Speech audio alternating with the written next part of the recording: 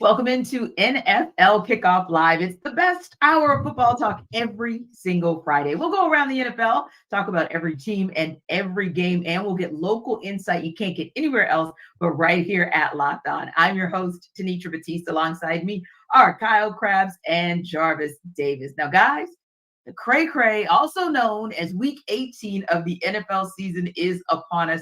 And of course, other than those number one spots in both the AFC and NFC, respectively, the playoff picture is cloudier than ever. So lots to break down on this show. And Kyle, I want to start with you. Let's talk about the crazy AFC playoff picture. And like I said, obviously at the top, Baltimore Ravens, good to go. But everything else from that number 2 on down, murky at best. Yeah, the only other thing we know is that the Cleveland Browns are going to be the 5. It's who wins the South, who wins the East, what the other 2 wild card spots look like. And you at least have one game where 2 of these teams are playing each other on Saturday, the late game on Saturday. Houston and Indianapolis playing one another with effectively a playoff play-in game is at stake in that game. The earlier game on Saturday will be of particular interest to Western New York. The Pittsburgh Steelers playing the Ravens with a bunch of their starters sitting with the number 1 seed clinched for them. But Buffalo would clinch a playoff spot with a Pittsburgh loss. They could also clinch on Saturday with a Houston-Indy tie. They could clinch with a Jacksonville tie. And then, of course, they play their own game on Sunday Night Football against Miami, where they could go from being the 2 seed with a win, or Miami wins and they're the 2 seed. Mm-hmm. Or if they lose that game, depending on what happens in these other games, they could be the 6, they could be the 7, or they could be out entirely. So, like, the big flux team is Buffalo with where they are sitting going into Week 18. And you know that good old NFL, they managed to flex that game and put it as the last one on the schedule. So you'll have all the drama building up and kind of get an idea where Buffalo stands. And they will know for sure whether they're going to be playing for seeding or if they are playing for their playoff lives when the other games wrap in the build-up throughout the rest of the weekend. Yeah, it's absolutely crazy when you think about where we started in Week 1 in the AFC, Jarvis, and where we are kind of here now. And yeah, some of the same names and some of the same teams are coming up at the top of the conversation. We have been having conversation about the Bills the entire season, although at the beginning of the season, it looked like we wouldn't be having conversation about them at all as it relates to playoffs.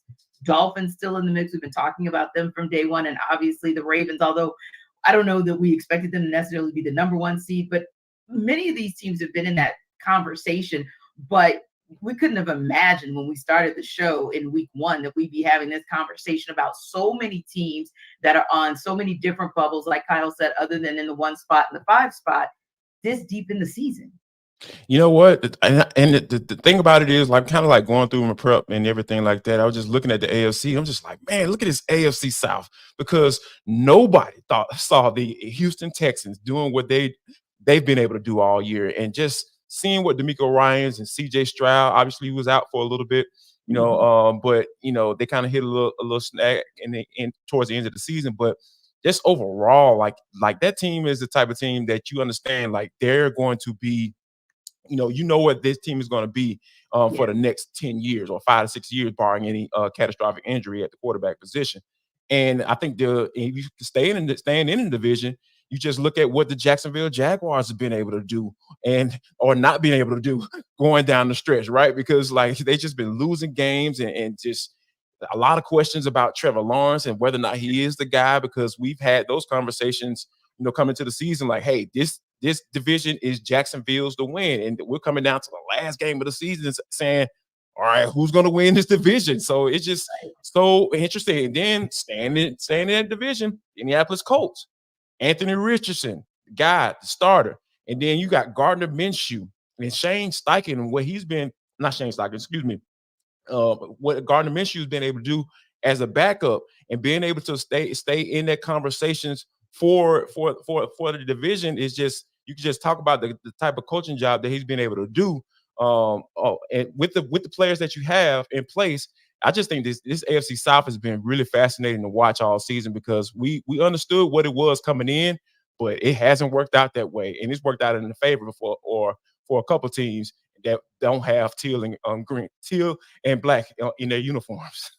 And it's interesting that you mentioned the job that DeMeco Ryans has been able to do with the Houston Texans, because so many people have been saying that what Kevin Stefanski's been able to do with Cleveland Browns will get him a nod for Coach of the Year. But I think DeMeco Ryans definitely deserves to be in that conversation, because I don't think when you saw that the Texans were aggressive in the draft to get CJ Stroud and to then get Will Anderson, you thought, okay, that's a team that in 2 to 3 years we're going to be having some conversation about. But like you said, you never quite know how things are going to play out, even with Trevor Lawrence.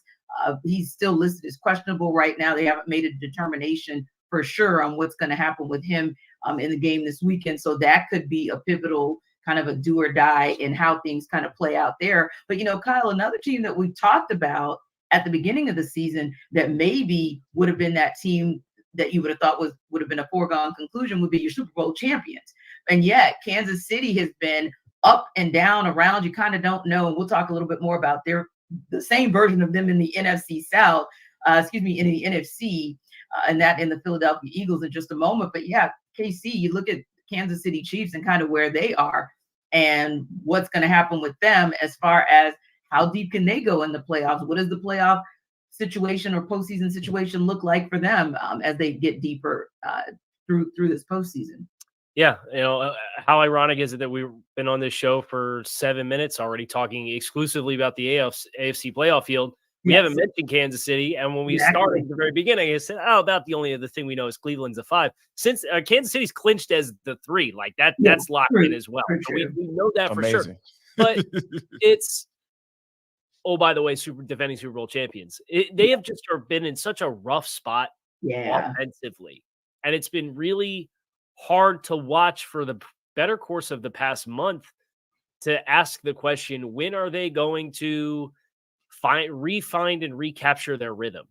And it just hasn't happened offensively. And it just doesn't look like Patrick Mahomes really has a lot of trust in a lot of those guys on the outside. I know Rashee Rice has had some moments, and obviously Travis Kelce is Travis Kelce, but Travis Kelce ain't playing like Travis Kelce. And I think that's the hardest thing, is when Pat doesn't have somebody else that he feels confident in to go with the football, it becomes kind of this funnel game that you can play on 87. And no matter where they move him to, no matter where they line him up, if they try to manufacture something for him, there's just bracketed coverage around them. And it's very difficult for him to do the thing that he's always done so well, which is work to open space and have Pat find him with the football. So I don't know that they're going to have an answer. Now, in the AFC playoff field, if they end up as the 3 seed, hypothetically, and they get past whoever their 6 seed opponent is, there's a 54% chance, according to ESPN's FPI, that it's the Miami Dolphins. There's a 16% chance that it's the Colts. There's a 15% chance that it's the Texans. And there's an 11% chance that it's the Bills. So they got 4 possible opponents with this week left to play. And they have nothing to play for. So they're sitting Patrick Mahomes against the Chargers. It'll be Blaine Gabbert. So they know Pat's going to be ready to go. They'll get an extra week of prep there. They get past that. You get into the divisional round. Like, who knows what happens? Depending on if there's upsets, or you could find them in a position to play a home playoff game in the divisional round. So, like, it's not that absurd to think they could still end up making a push to the AFC Conference Championship, but it would not be at Arrowhead, which would be the big difference this year versus every other run that Kansas City's had. Indeed. And to your point, Kyle, I feel like, where's Peter when we need one of those Taylor Swift references? Because I don't know what song we could spin for what we've been seeing in Kansas City. But yeah, I never thought we'd be having a conversation where we were watching the Chiefs Bengals game and wondering how that was going to impact and dictate what the rest of the AFC playoff picture would look like, but particularly having that conversation about the Chiefs in week 17 and what was going to happen with them based on whether or not they beat the Bengals, which kind of sort of technically they barely beat. But we know this scenario is all too familiar, Jarvis, on the NFC side as well, because just like that AFC South has been up, down, middling, and around, we know there's another group South side called the NFC South, and nobody wants to take charge. Nobody wants to take control. It's the craziest thing, and we know it all too well because, of course, we cover the NFC South. Now, similar to what we're talking about on the AFC side, JD, we know that obviously the 49ers, good to go. They're locked into number 1 now. At the 2 spot, you've got the Cowboys, Eagles, Lions. You don't really know what's going to happen. You got the Cowboys, Eagles, Lions again, 2, 3. You don't really know what's going to happen. In that 4 spot is probably going to be your NFC South winners. And really, can I say you don't know what the hell's going to happen there anyway? But I can say that for them too. But ultimately speaking, it's like a clusterfuffle on the NFC NFC side, maybe even more so than on the side of the AFC. I think it's kind of interesting that, you have Eagles losing 4 out of the last 5. Obviously, they've been on a downturn towards the end of the season. And we know that how important it is for teams to be playing well in these months, right? In December, going into January as the playoffs get ready to start rolling. And obviously, the Eagles haven't been able to do that. So the Cowboys are in a space now where they can win a division, which nobody thought they would be able to do because they just been very average to below average on the road, and they've been great at home. And I find it fitting that they have to go out on the road and get a win against the Washington Commanders in order to clinch the division. So, and then the Philadelphia Eagles are at the Giants as well. So both teams are on the road. So, hey, they're going to have to take that thing on the road if they want to do what they need to do. Obviously, the Cowboys clinch the NFC East if they get the win. If the Cowboys lose and the Eagles win, obviously the Eagles will get the division. So that's a movement that could possibly be there. And I think that the Cowboys are going to be able to pull it off. So when you look at the way Dak Prescott has been playing, that's the reason why you feel like this team is maybe a little bit different than what we've seen in years past. I know, you got the Cowgirls and all that stuff and losing big games. And I think that's something that obviously you take into place because that's the precedent that they've set. But I think going into the playoffs this year in 2023, I feel this team is a little different. I feel like it's something there, especially when they're at home. And then being able to get that first playoff game at home at Cowboys Stadium where they haven't lost this year. They almost did. But I think it's going to be very interesting to see how that plays out. But as far as NFC South go, T, you know how I feel about this. This is the questions coming in as far as the quarterback position. That was the big conversation that everyone was having that covered any team in the NFC South. And it played out exactly to how we probably thought it was going to be because anybody had the opportunity to win this division because there was no set quarterback. Obviously, Carolina drafting Bryce Young, and that's looking like it might be the wrong decision. More than likely, they probably should just stay where they were, But I think that with the Falcons going on the road against the Saints, they have to get a win, and the Tampa Bay Buccaneers have to lose to the Carolina Panthers, who've only won 2 games. And it's ironically, they've beaten the Texans and the Falcons, those 2 wins. So I think that more than likely, this is going to be Tampa Bay's division because you just got to look at it from the standpoint of, all right, they're going to get this win. They're more than likely going to get into the playoffs because Baker Mayfield's been playing pretty solid down the stretch here. So it's just really interesting that, how fascinating the AFC South is and the NFC South is the exact opposite.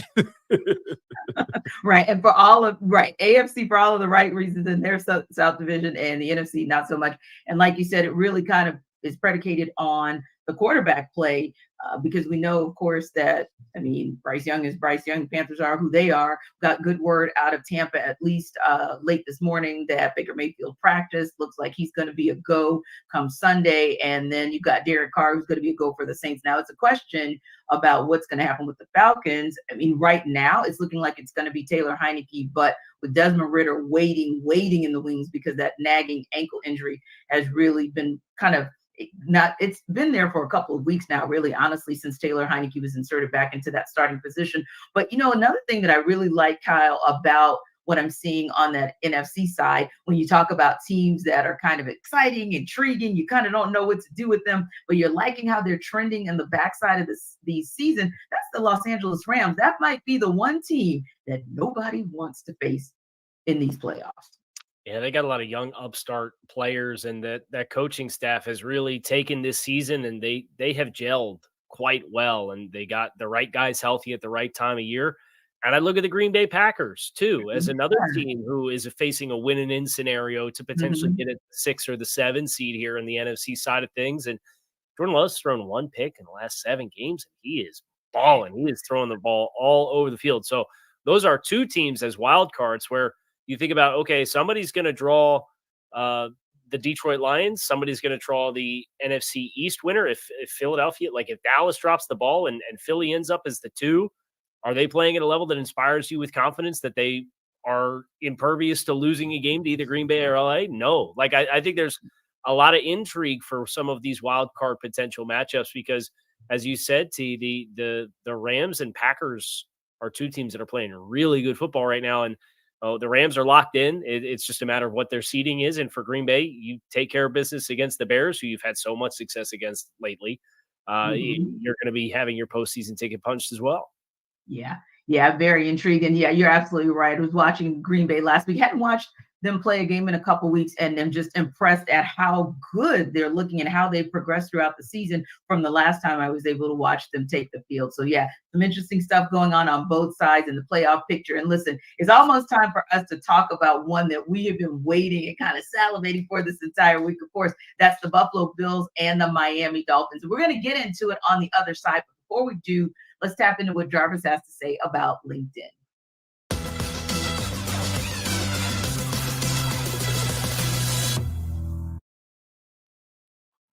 Folks, Jarvis Davis here for LinkedIn. This episode of the NFL Kickoff Live Show is brought to you by LinkedIn. At the start of the new year, every small business owner, including myself, is asking themselves the same question. What's the one move I can make that'll take my business to the next level? How can I make some more money? Well, LinkedIn Jobs, we've got you covered, right? Because they know exactly what leads to success, and it depends on the team that you surround yourself with. And that's why LinkedIn Jobs has created the tools to help you find the right professionals for your team faster and for free. Guys, let me tell you something. LinkedIn isn't just another job board. LinkedIn has a vast network of more than 1 billion professionals. Yes, billion with a B, which makes it the best place to hire. So hiring is easy when you have that many quality candidates. So easy, in fact, 86% of small business get a qualified candidate within 24 hours. I'm telling you guys, that is super, super fast. So LinkedIn also knows that small businesses are wearing so many hats and might not have the time or resources to hire. I'm telling you guys, this LinkedIn needs to go right where you need to go right now. So post your job for free at linkedin.com/lockedonnfl. That's linkedin.com/lockedonnfl to post your job for free. Terms and conditions apply.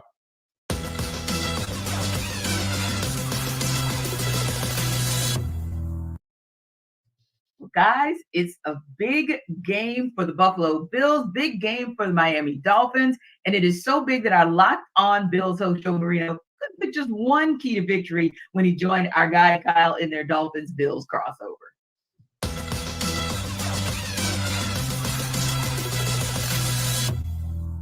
What's the number one key to victory in your mind for Buffalo?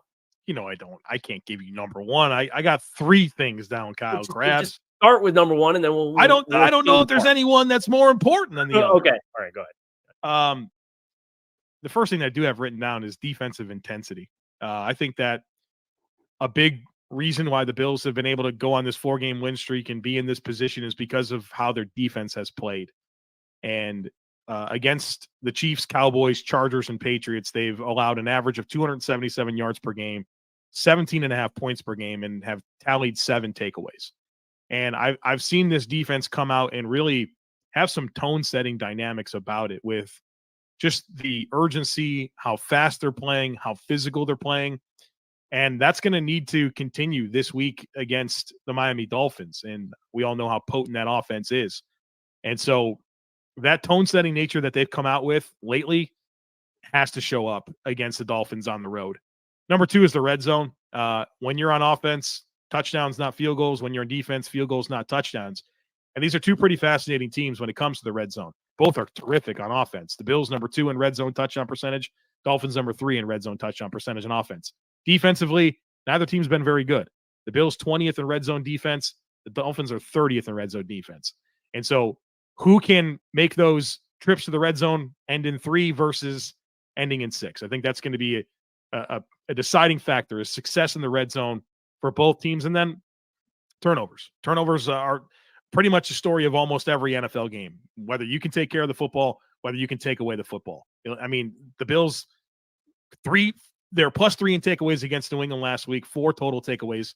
Obviously the Dolphins had a lopsided situation there when it comes to turnovers and giveaways. And so I think that's going to be a storyline. Who can protect the football, but also be aggressive and make plays, and who can take it away. I think that's also going to be a big part of any game, and of course, a high stakes game like this.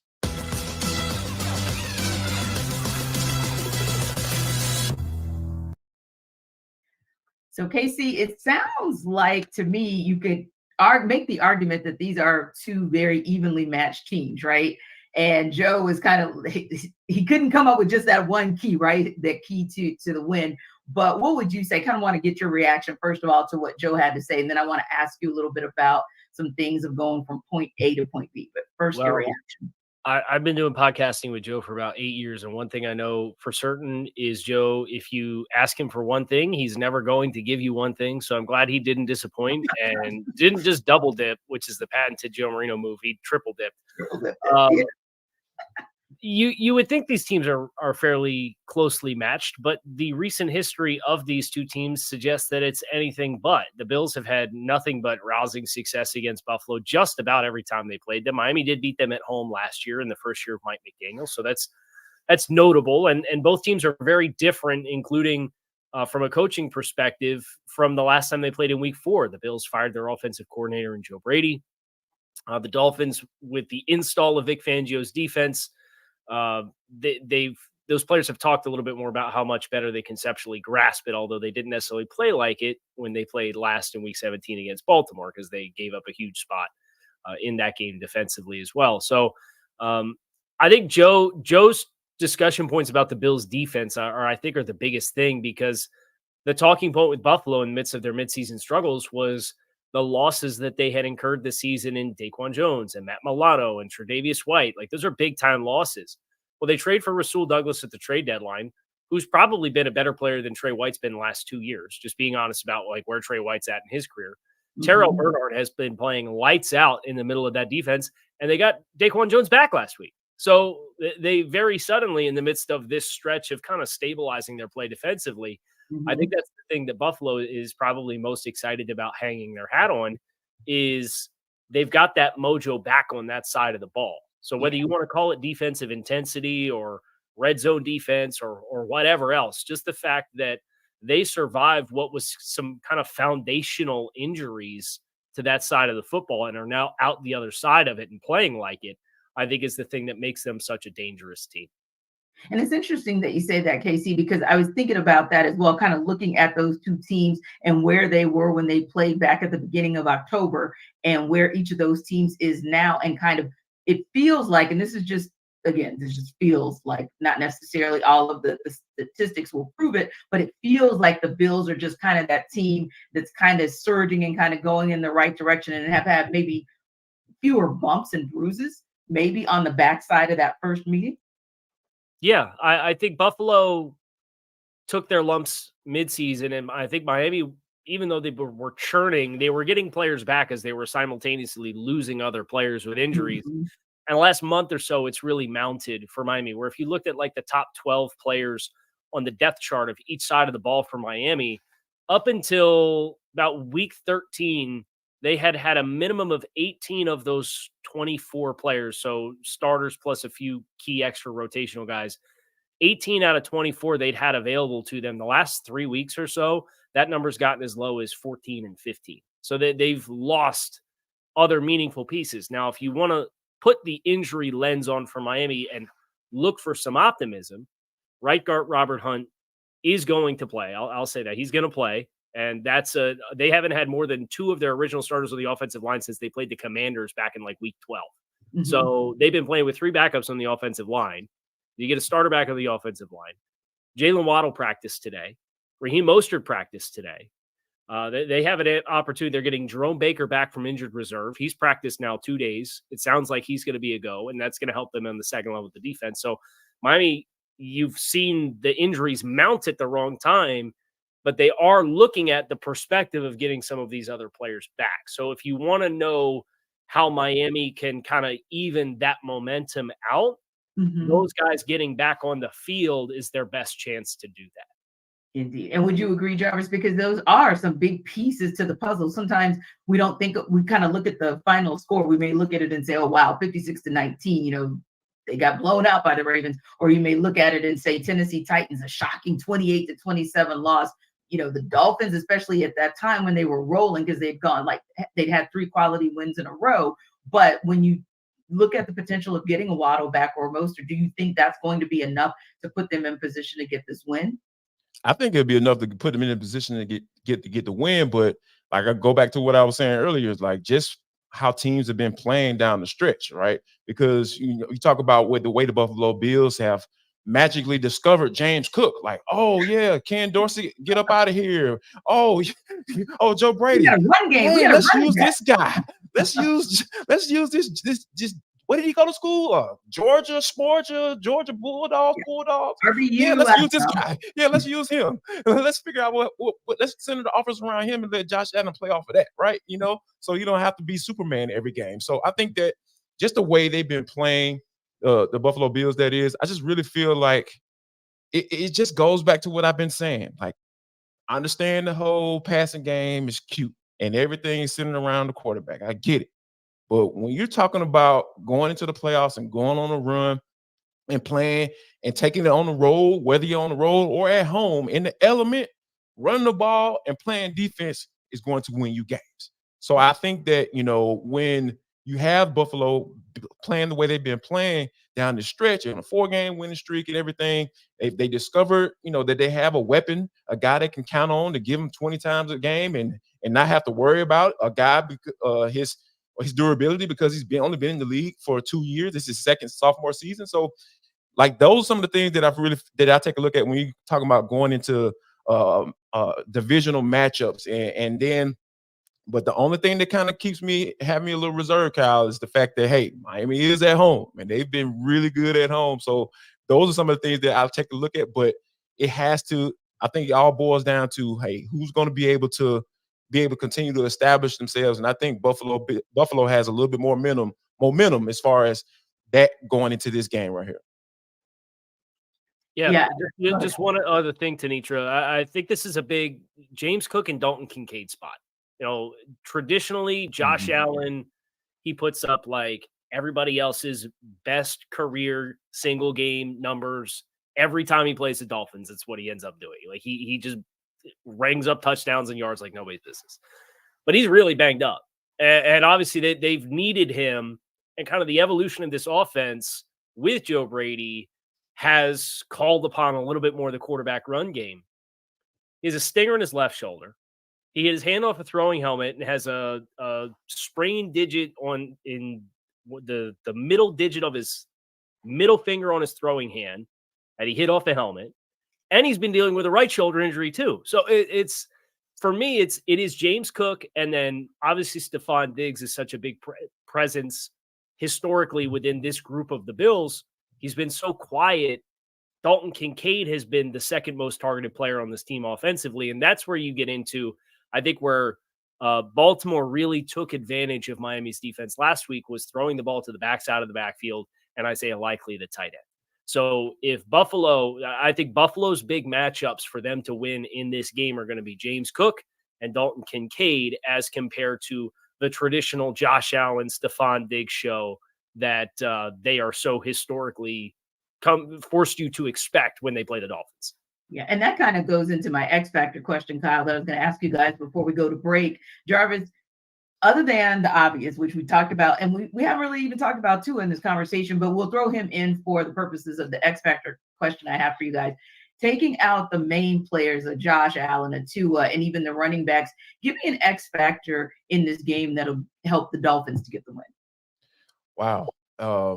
This is going to be something that, I feel like if Jalen Waddle can be able to come back and be that guy, or Tyreek Hill, I think this wide receiver group, if those guys can be the game-breaking players that they are, especially on the field at the same time, they can cause any trouble with any secondary in the National Football League. So I think if Tyreek Hill, it's kind of hard for them to not get the ball without Tua, playing his best game. But I think the combination of those two guys being on the field at the same time, being able to deploy those guys like that, I really feel like they can be X factors to be able to definitely get a win, especially when being at home. And for you, KC, outside of the usual suspects, who's that X factor, or what is that X factor for the Bills to walk away with the win? I think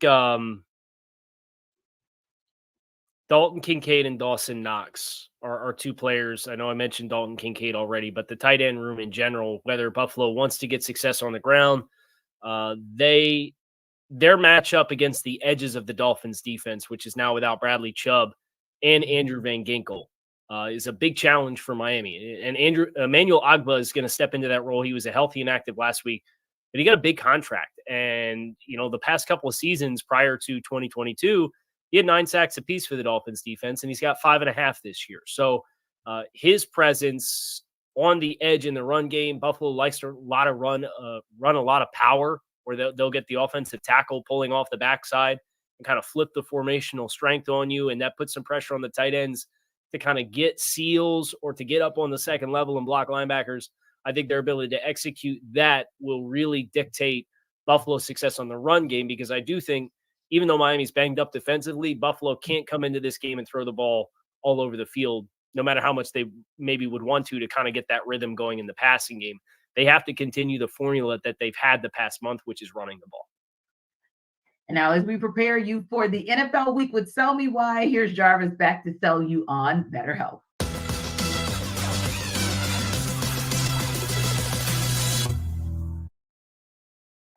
Jarvis Davis here for BetterHelp. This show is sponsored by BetterHelp. Now, people, every year we all do it. I know you do it. I've done it as well. We come up with these big time resolutions. Hey, I'm about to do this, new year, new me, and all that stuff. BetterHelp is saying, hey, how about you, instead of getting obsessed with how to change yourself, just expand on what you've already been doing right and grow that and establish yourself like that, right? So maybe you're finally organized one part of your space and you want to tackle another. Or maybe you're taking your supplements for every morning. Now you want to actually eat breakfast too. So BetterHelp is right there for you. And they're willing to help you and help you find your strength so you can ditch the extreme resolutions and make changes that actually stick, because that's what it's all about, right? So if you've been thinking about starting therapy, give BetterHelp a try. It's entirely online, designed to be convenient, flexible, and suited to your schedule. Flexibility is key in 2024, guys. So I need you to go to BetterHelp because they're trying to get you where you need to be. So all you got to do is just fill out a brief questionnaire to get matched with a licensed therapist and switch therapists anytime for no additional charge. If you don't like the one that you're with, that's perfectly fine.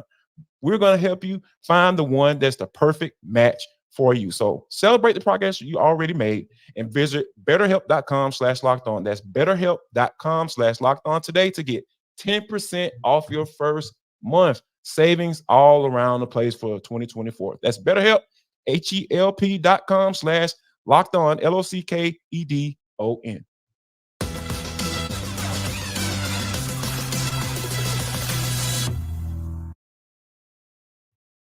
Guys, the Pittsburgh Steelers open week 18 as 3-point favorites over the Baltimore Ravens, who, as we talked about earlier, are expected to rest most of their starters. Here's Chris Carter of Locked On Steelers to sell you why the Steelers can then be able to cover the spread. I'm Chris Carter of the Locked On Steelers podcast. The Pittsburgh Steelers face the Baltimore Ravens in Baltimore for a rematch and are 3-point favorites on the road. That may not make sense unless you know that the Ravens are going to be resting a lot of starters. Lamar Jackson already announced this benched. I expect Roquan Smith, Patrick Queen, Marlon Humphrey, Kyle Hampton, and Zay Flowers all to also not play in this game, as well as offensive linemen like Morgan Moses and Ronnie Stanley. That's a bunch of key players in a game that the Steelers are desperate to win, while the Ravens, they want to win. They want to beat the Steelers. They have the saying, you're not a Raven until you beat the Pittsburgh Steelers, so they'll be trying. But this Steelers team has gotten red hot. They're averaging over 30 points a game in their last 2 contests, and their defense should be getting back Minkah Fitzpatrick and Elandon Roberts, 2 key pieces in the middle of the defense. I think the Steelers, in desperation mode, find a way to gut this one out in Baltimore, 26-17, in a hard-fought battle that gives them playoff hopes for Sunday. Gives them playoffs hopes indeed. And the word coming out of Pittsburgh, at least within the last hour, is yes, Elandon Roberts and Minkah Fitzpatrick are both still listed as questionable, but with a lean more to Elandon playing versus maybe Minkah. But guys, this is still going to be an uphill battle because, I don't know if I want to go with what Chris said in terms of the Steelers being red hot on offense. That might be a little strong, but we do know that them cracking the code of 30 3 times is actually impressive, or at least last weekend, a crack in the code was impressive, and the weekend before. So I'll give them that, right? I'll give them that. But realistically, do you guys see a path? Because it's not just about what happens tomorrow. They're one of those teams, like several, that still have, the kind of what if, or the if this, then that situation going. But let's start first things first, Jarvis, with whether or not the Steelers can cover the spread. I think they can cover the spread because when you have guys like Lamar Jackson and Odell Beckham Jr., those the playmakers, the guy, the MVP favorite, going to the last week of the season, if those guys aren't playing, hey, of course they should. They better have an opportunity to cover this doggone spread because, one thing that, I know since Mason Rudolph has become the starter in these last couple of games, 2 full starts, this past season, I've just been intrigued, like, okay, this dude's been playing pretty solid, right? And he hasn't been losing in the game. So, and I think that, with the way he's been playing and the momentum that his offense has, being able to put up, 30 plus points. And then I love to see it because, hey, the Falcons haven't scored 30 points all season. So, when you're able to put those type of points on the board, you have the opposing starting quarterback, the MVP candidate, not on the field. Yeah, you better doggone cover the spread. Indeed. And Kyle, do you agree that they should, at a minimum, cover the spread, the Steelers? Yeah, why not? I'm not going to doubt Chris again. I've doubted Chris enough this season, and all the Steelers have done it for 30 points in back-to-back weeks, right? Absolutely. So right. I'm going to say yes. I do think Pittsburgh, and I think this is the big difference. They do have an experienced backup quarterback in Tyler Huntley, but Tyler hasn't played games in this system. They made the offensive coordinator change, and Huntley, he'd been the guy down the stretch for Baltimore the past few seasons as they've tried to make playoff runs because Lamar Jackson's got hurt.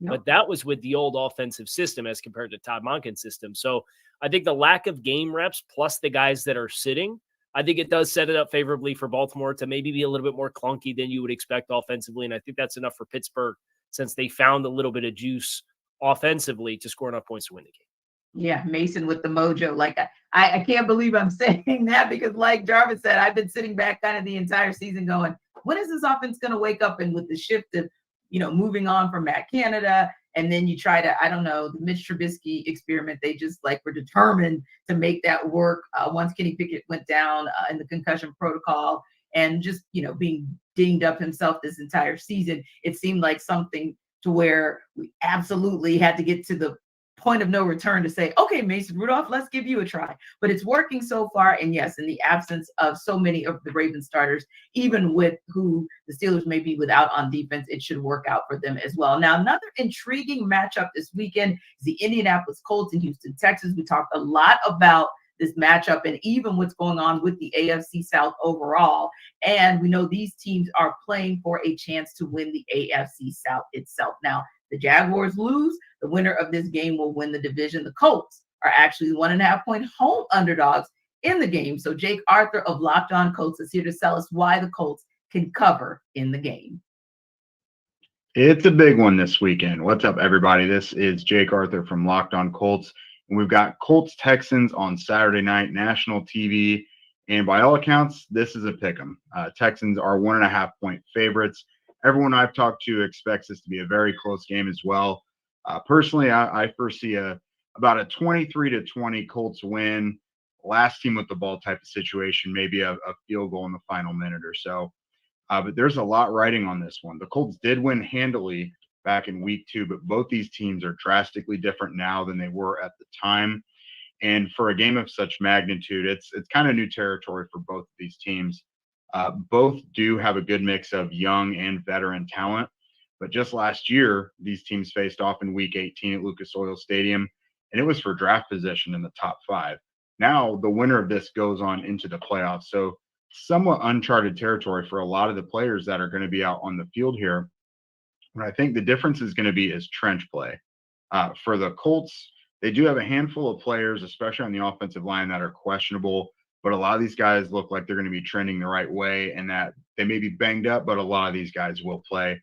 If you have your entire starting 5 offensive line, plus Jonathan Taylor and Zach Moss, that's not something that the Colts had at their disposal back in week 2. Now, as for the Texans, kind of a laundry list of injuries as well. Noah Brown has already been ruled out. That's someone who's been making big plays for CJ Stroud this year. Jonathan Grenard, 12.5 sacks on the season. He won't be there. Will Anderson, his bookend, he's questionable as well. So you pretty much have the entire defensive front for Houston that is questionable or banged up at the very least. And then you have a Colts run game that should be at relative full strength. So again, I think that'll be the difference. The Colts were able to sack CJ Stroud 6 times back in week 2.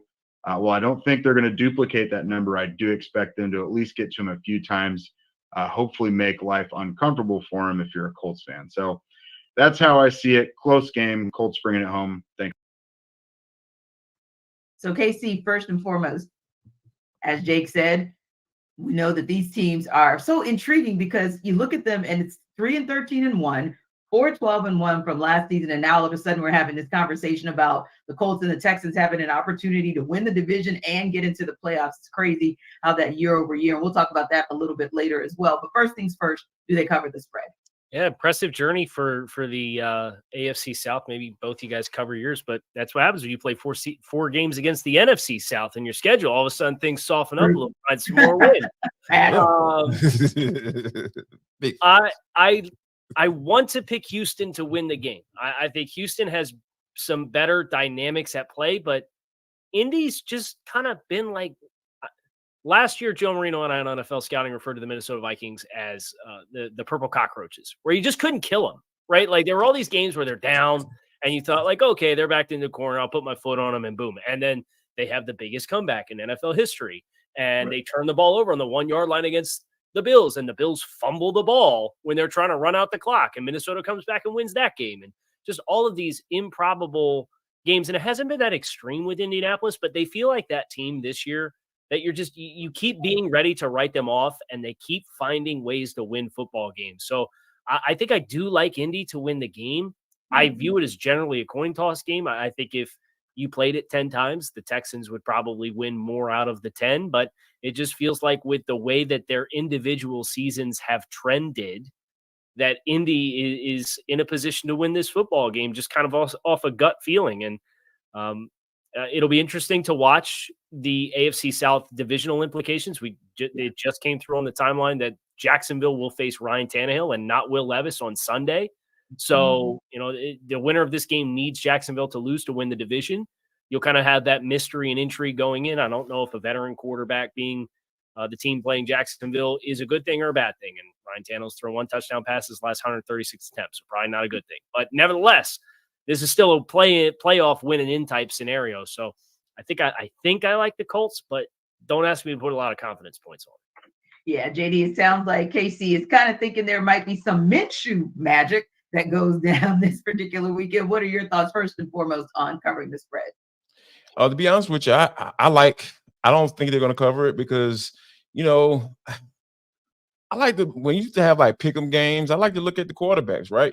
Because that's the type. That's where I'll go. And as much as Gardner Minshew can take over a game, like you mentioned, the Minshew magic and all that stuff, I really look at the guy who has the brightest future in this league, and that has to be CJ Stroud. So because the way he's just handled himself and dealing with all the Q scores and all that stuff, at the beginning of the year, and I just think that this young man has done some really good things, and I think that him being paired off with DeMeco Ryans, like we mentioned earlier, he's head coach of the year candidate. He should be, because nobody had any expectations for that team coming to the season.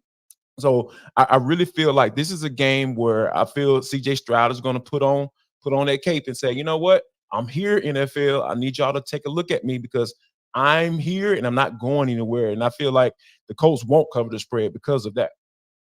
Indeed. Well, you talked about a couple of things that ring very true in the NFC South, and that is QB question marks and teams that have zero expectations of them. Wow, you just called the name of the NFC South yet again. Well, we know it's going down in my hometown this weekend. The New Orleans Saints and Atlanta Falcons will face one another. And then there's that team, the Tampa Bay Buccaneers, that's going to face off against the Carolina Panthers. So it's literally like this NFC South battle royale that are going to dictate. Keep quiet, man. Keep quiet. Anyway, the Saints are 3-point favorites at home, shockingly. The Falcons, of course, won that last game 24-15. But Ross Jackson, who always keeps it real, out at Locked On Saints, is going to sell us why the Saints can cover that spread. If the New Orleans Saints want to get a win against the Atlanta Falcons and cover the spread, it all comes down to the offensive side of the football. My name is Ross Jackson. I'm the host of the Locked On Saints podcast. And if the New Orleans Saints want to keep their playoff hopes alive and at least control what they can before they need to get some help from some not so great friends around the NFC, it's all going to come down to a fast start on the offensive side of the football as far as I'm concerned. If you look over the course of the past 5 games, the New Orleans Saints in their best wins, the games where they've looked their best up against the Carolina Panthers, the New York Giants, and of course the Tampa Bay Buccaneers last week, it all came with fast starts on offense. And that does 3 things for you if you're the New Orleans Saints. And just as a converse, we can look at the Los Angeles Rams loss on Thursday Night Football, a game where they didn't get a fast start. Things didn't work out great for them. But those 3 things that the fast start on the offensive side give you is that, first of all, it builds your momentum on offense. New Orleans Saints have been very inconsistent on the offensive side of the football here recently, but when they build a rhythm, they have what they need to be able to at least keep pace with their opponents and continue to compete. They're not a runaway team, but they're certainly a competitive team. The second thing, and this is big for the New Orleans Saints going into this matchup at home, is that it gets the home crowd involved. New Orleans Saints didn't get their first opening scoring drive all season when it came to touchdowns until last week's game against Tampa. They've yet to have one at home. Let's see if they can do it here in week 18 and get that hot and cold Superdome crowd in their corner. And finally, it gives the New Orleans Saints the opportunity to play to their defensive brand. Their defensive brand wants to attack quarterbacks. You ain't attacking a quarterback if they're able to run the ball all day long because you haven't created a deficit over on the offensive side. So while the offense can be the team's best offense, of course, it can be this team's best defense as well, forcing Atlanta Falcons quarterback Taylor Heineke into some obvious passing situations and therefore some opportunistic circumstances for that New Orleans Saints defense. It's interesting because my first thought was, wow, and I say this with all sincerity and seriousness, if everything is dictated in this game by a fast start, that's probably not going to bode well for the Falcons. The Falcons have just, and Jarvis, we've seen it over and over this season. The Falcons are just notorious for going into a game and kind of building up to the fourth quarter. And you're wondering, wow, where was that team in the first quarter? But before we go there, kind of keys to the game and where we see each of these teams kind of having the pathway to getting a win. Casey, do the Saints cover or no? So I have developed a general rule of thumb for NFC South games, and it is look at it with logic and facts, and then whatever that dictates is going to happen, pick the opposite to happen. Yes, sir. And it's, Right. it's like clockwork. It's incredible. So the Saints should win the game. I think the Saints are the better team. I think they're still a more talented team in spite of some of the injuries that both of these teams have had to work their way through. I don't know which is the better coached team between the two, but I don't think coaching is a particular strength for either team this season. But then I also look at Atlanta and I say, okay, Atlanta, let's look at, since your bye week, you had a bye week, week 11. You had 396 yards of offense in week 12 against the Saints. You won that football game. And then you had 194 yards of offense. Then you had 434. Then you had 204. Now you had 406. Then you had 304. So we're doing this, and we're coming off of a this. So I think from Atlanta's perspective, for whatever reason, I think this is a matchup, particularly if Taylor Heineke plays. I think this is one of those, we can play spoiler. They still technically can win the division, but Carolina has actually not held a fourth quarter lead at any point in any of their games this season. They've just kicked 2 game-winning field goals as time expired, and that's the extent of their winning success. So Atlanta would need to win and then have that team beat the Bucs. I don't think that's happening, even though my rule of thumb in the NFC South is pick the opposite of what should happen. But this game, I do think it applies. I think the Falcons play spoiler here in this game. How about you, Jarvis? Wow, man, it's like I'm jaded, Kyle, to be honest with you, because I'm so used to the stock market offense, and the turnovers and everything like that. And the Falcons are going to take Taylor Heineke all the way up until pregame, to determine whether or not he plays. I think he plays, but something in me says that Desmond Ridder might end up being the starter for this one. And if that happens on the road, I think we're going to be riding this Ritter roller coasters, and I think that the Saints will cover the spread because of that, because this dude is just prone to turn the football over. He just can't help himself. Like, I think there's only been like 3 games since he's been a starter in the NFL that he hasn't turned the football over or fumbled or thrown an interception. So it's just, when you think about that aspect of it, it's just something that he can't get past. And if Desmond Ridder is the starter and Taylor Heineke can't play, I really feel like this is going to be a game where the Saints are going to get the win and hope and pray, because we'll know the NFC South will be determined by 4 o'clock because everybody's playing at 1. So I think this is going to be something that they'll be looking at. Somebody's going to be looking at the other game with Tampa and Carolina, and I think that the Saints are going to be looking to say, "Hey, please, Carolina, find some offense because we want to get into this the playoffs and play at least 1 extra game." Yeah, indeed. Yeah, to me, it's just a pick 'em. I'll be honest, just because I've seen both of these teams do the unthinkable at the most inopportune times. And I think it's like you said, Kyle, if I go ahead and pick the Falcons, the 3 of us will be texting on Sunday going, what the hell just happened? If I go Saints, we'll also be texting, what the hell happened? So it's a pick 'em.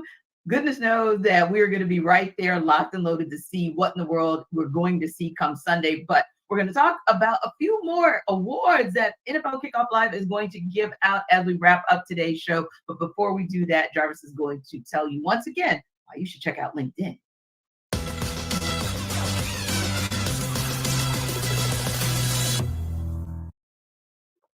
Jarvis Davis here for LinkedIn. Folks, this episode of the NFL Kickoff Live show is brought to you by LinkedIn. At the start of the new year, every small business owner is asking themselves the same question. What's the one move I can make that'll take my business to the next level? How can I get more money? I had a pretty decent year last year. What can I do to be able to have more revenue, to attack my bottom line in the positive?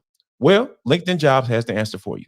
They know that success all depends on the team you surround yourself with, the people you hire, because people make the difference in whether or not you're going to be able to get to the level that you want to get to. That's why LinkedIn Jobs has created the tools to help you find the right professionals for your team faster and for free. And guys, LinkedIn isn't just another job board. They have a vast network of more than 1 billion professionals. Yes, billion with a B. Yes, which makes it the best place to hire. And it's easy when you have the best qualified candidates. So it's easy. In fact, that 86% of small businesses get a qualified candidate within 24 hours. So not only are you going to get your best candidate, you're going to get it in the time frame is which you're going to be able to maximize it to the degree. So what I want you to do, also, one little more nugget, also know that small businesses are wearing so many hats, and you might not even have the time, the resources to hire. So LinkedIn has made this process so smooth, so quick, so easy. So post your job for free for LinkedIn.com/LockedOnNFL. That's LinkedIn.com/LockedOnNFL to post your job for free. Terms and conditions apply.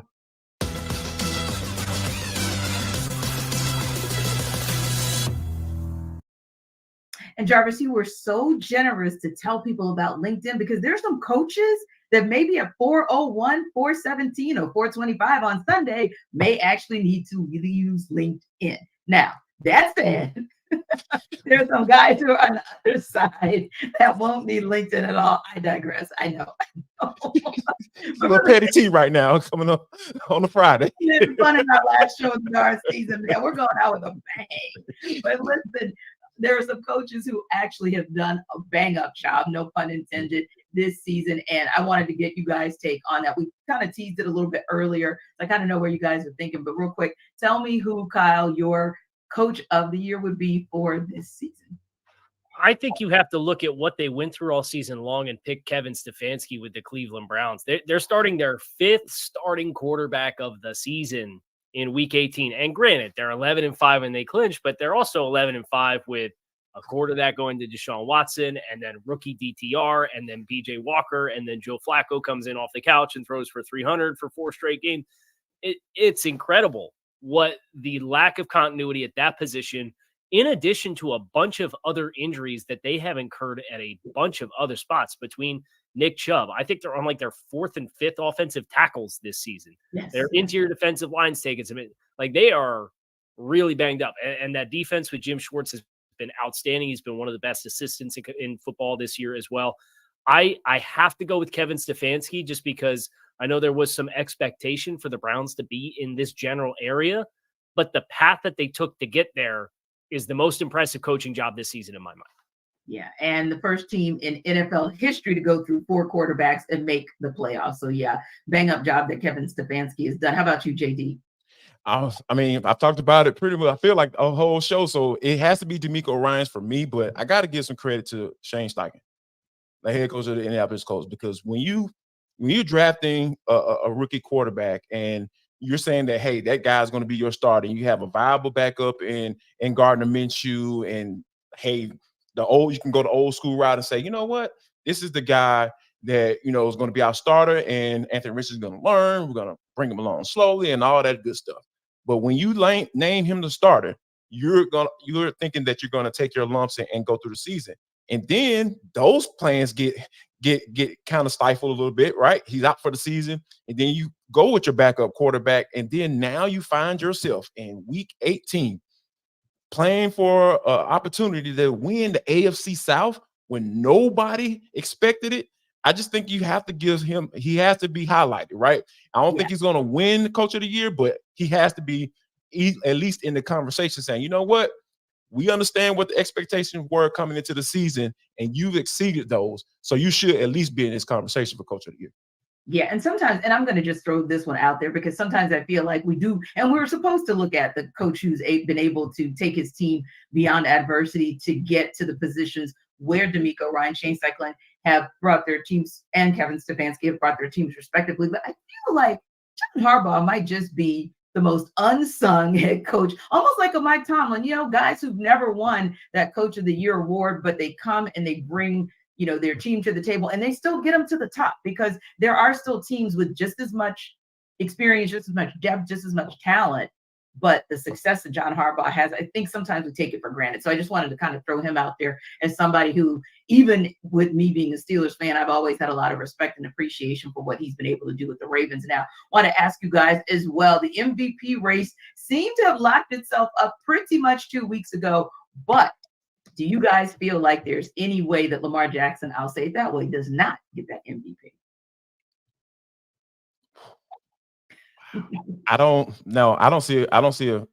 see anyone just coming in and saying, "Oh, well, he thought it was Lamar Jackson, but absolutely not.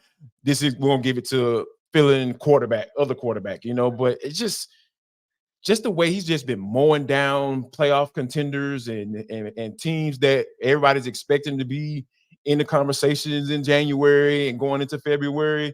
I just feel like, and we talked about this coming into the season, right? Because hey, I want my money. Nah, we ain't gonna give you that money. Hey, I want to be traded. Okay, we're gonna give you a couple first rounders and you can go about your business. No, we're gonna give you your money. And then, hey, we're gonna bring in a new offensive coordinator too, and Todd Monken, who's coming from college.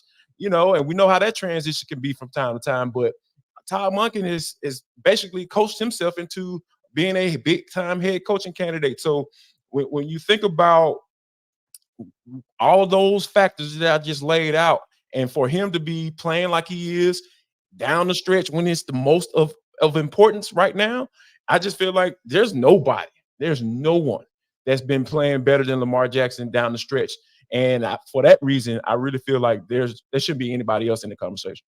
KC, you good with that one too?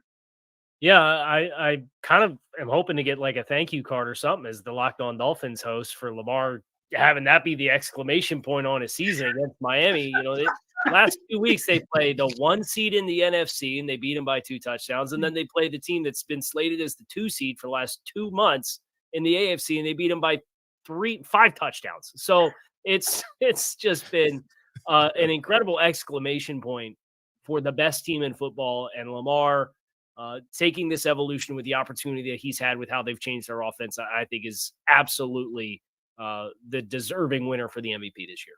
Indeed. And I'm going to co-sign on that as well. I think Lamar Jackson absolutely balled out. And like I said, as a Steelers fan, it's kind of tough to watch it. But man, it's been beautiful as a football fan to watch. And hopefully for you guys, our fans, it's been a beautiful thing to watch us throughout this regular season. I've had a blast working with Jarvis Davis and Kyle Krabs on this NFL Kickoff Live show. We're going to be sitting just like you guys this weekend with bated breath to see how this playoff picture shakes out on both the AFC and the NFC side. So thanks again for stopping by. As always, appreciate you guys for rocking with us here at Locked On NFL Kickoff Live. Enjoy the rest of your weekend.